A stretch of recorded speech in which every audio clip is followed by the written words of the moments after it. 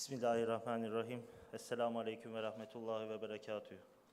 Excellencies, Mr. Assistant Secretary General of the OIC, distinguished participants from OIC and Member State Secretary and affiliated institutions, Director of SESRIC, Ambassador Kulaklıkaya, esteemed academics and students, ladies and gentlemen, it is an honor to be here today with such an esteemed audience and address the second OIC Member State Conference on Mediation. We are delighted to welcome all of you here in Istanbul, a city embracing two continents and the cradle of civilizations. One foot in Europe and the other in Asia, Istanbul has been a refuge to various races, religions, cultures, and languages throughout history.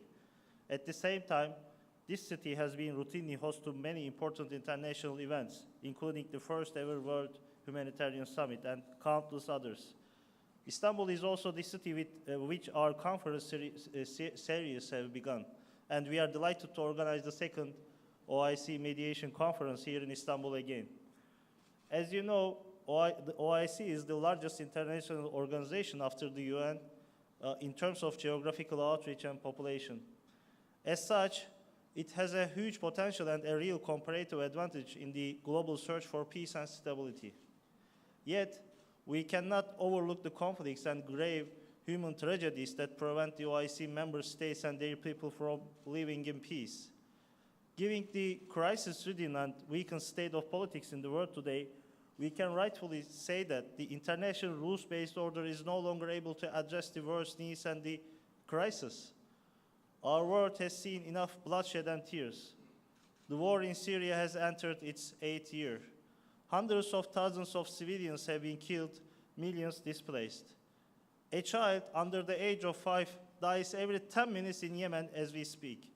The conflict in Afghanistan continues to claim lives, also causing further instability for our region. Today, we are spending more time and effort to solve the crisis to save the day rather than addressing the root causes. The sheer fact that the world is experiencing the highest number of forcefully displaced people since the Second World War shows us that we must work harder and together. Dear friends, unfortunately, the Islamic world is not immune to any adverse effect of these global challenges. On the contrary, we are all witnessing the current global threats like increased violence and instability, terrorism, irregular migration, and many others. As you know, Hatam al-Anbiya, Prophet Muhammad said in a hadith, "Make your rows straight, stand shoulder to shoulder, and close the gaps. Do not leave room for the devils." This is true for when we pray together in mosques, but also true for our daily lives. If we leave gaps between us, others will cut in. As OIC members and as Muslim nations, we have to make our rows right and stand close to each other. Expecting the conflicts in the Islamic states to be solved by others is not realistic. The conflict map of the world is getting more complicated, and prevention and peaceful resolution of conflicts is as important as ever. It is heartbreaking to see that the Islamic community, despite boasting a wonderful heritage, today looks like a wreck in a spiral of poverty, misery, hunger, terrorism, and conflicts. But we all know that the light rises from the east. It is our civilization that prominent figures like Ibn Sina, Avicenna in medicine, Ibn Rushd, Averroes in philosophy, Ibn Haldun in sociology, Piri Reis in geography. It is our civilization that built such a huge civilization from Samarkand to Cordoba and that made Istanbul, Damascus, Baghdad, etc. centers of science and culture. Islam was born a religion of peace, and civilizations it created have always been built on affection, justice, and knowledge. We should question why our civilization, despite being the center of pioneer of science, knowledge, and development throughout the history, is now lagging behind the West and becomes the playground of Western propaganda. We should think about why Islamic countries cannot speak with one voice and why we cannot unite our forces and hearts on many issues. We should never forget that the more united we are and the more we work for a shared objective, the more easily we can overcome our hardships and mobilize our potential. Your very presence here is an act of defying the challenges faced by the Muslim community in the world.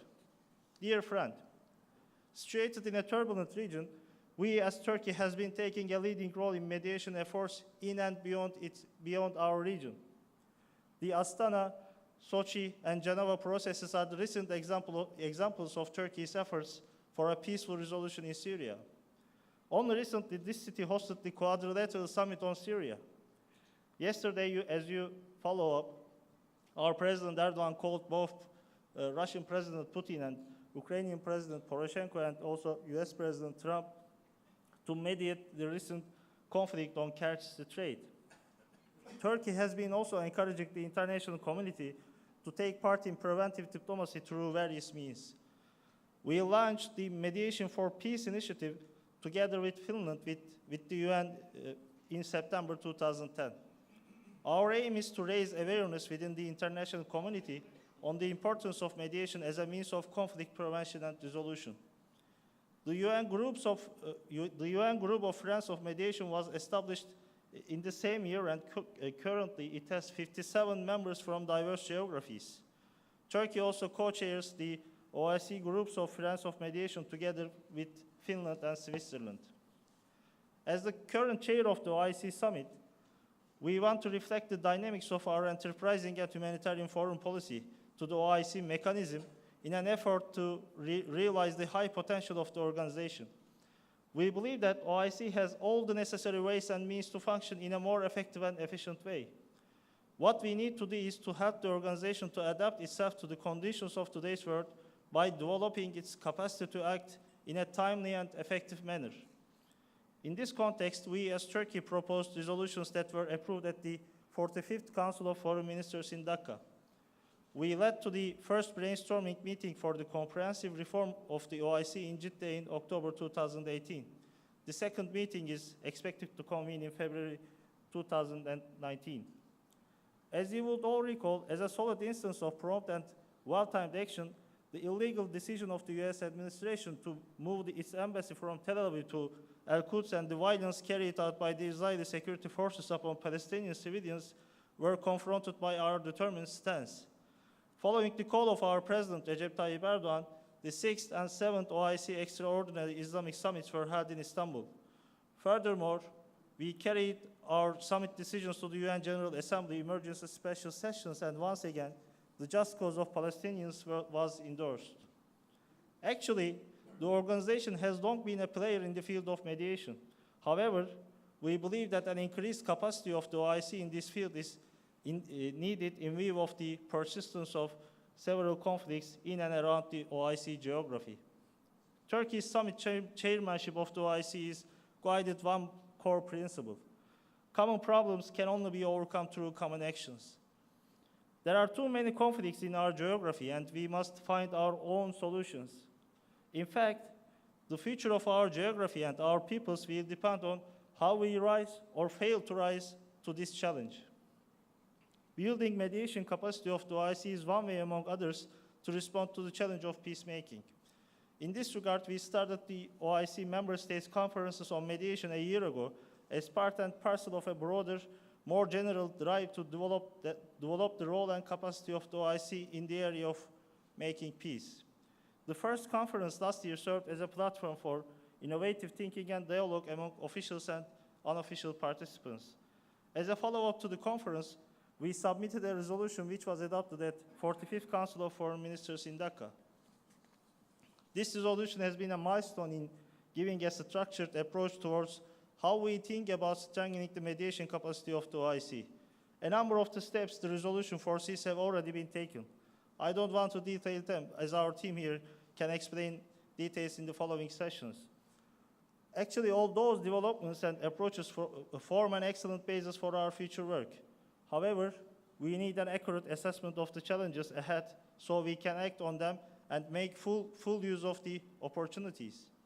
In this regard, the conference will start with a presentation of the CESIC report entitled Achieving Peace and Security in a World of Turmoil, an Arduous Challenge for the OIC. In the introductory session, the Director General of CESIC, Ambassador Musa Kulaklıkaya, will share the main findings of the CESIC report. Ambassador Akçapar will moderate a session that will open the floor for a free-flowing open exchange of ideas and comments. We hope this report and the brainstorming session will serve as a solid foundation further develop our common thinking and understanding of trends and issues. The following panel will ask how we can move concretely from the analysis and ideas to practical steps at the OIC with contributions from senior officials and experts from the OIC member states, OIC institutions, and civil society. At the end of the day, we hope to have a common understanding on the challenges and opportunities ahead in implementing the landmark resolution that has opened a new chapter in OIC's role and profile. Dear friends, I welcome you all again and wish the second OIC Member State Conference on Mediation great success, and thank you all for being here and contributing to this discussion. Thank you very much.